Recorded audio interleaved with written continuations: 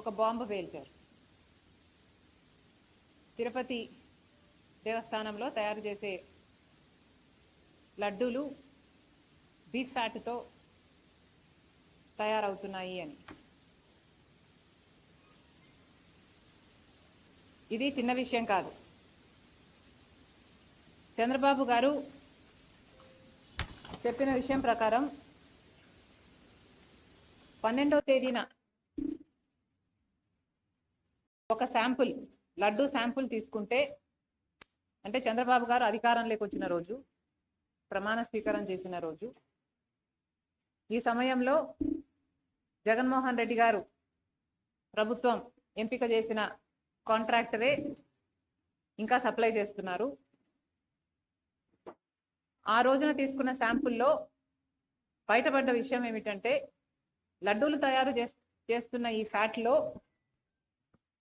ఈ అంశాలన్నీ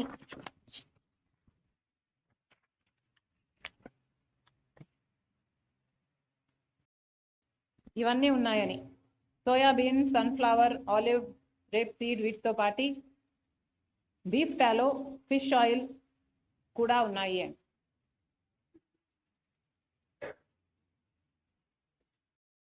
ఇంత పెద్ద విషయం, కోట్ల మంది ప్రజలకు, వాళ్ళ భక్తికి, వాళ్ళ మనోభావాలకు సంబంధించిన విషయం, ఎంతోమంది సెంటిమెంట్స్, ఇమోషన్స్కు ముడిపడిన విషయం. మన రాష్ట్రంలోనే కాదు, మిగతా రాష్ట్రాల నుంచి కూడా ఇక్కడికి వస్తారు. దేశ విదేశాల నుంచి తిరుపతికి వచ్చే వాళ్ళు ఉన్నారు.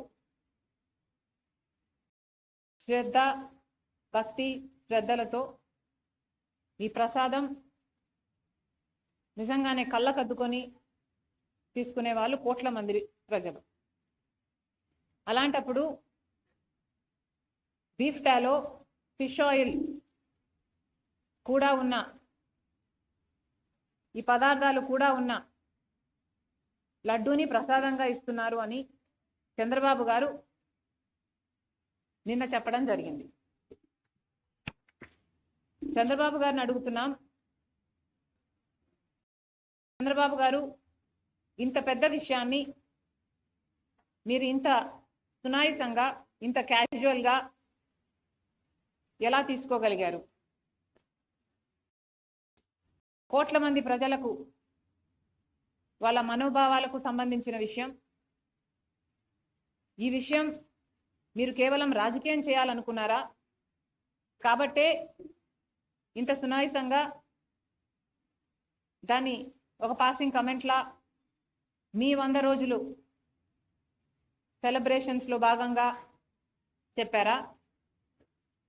లేదు, నిజంగానే చంద్రబాబు గారికి దీని సివియారిటీ ముందే తెలుసా?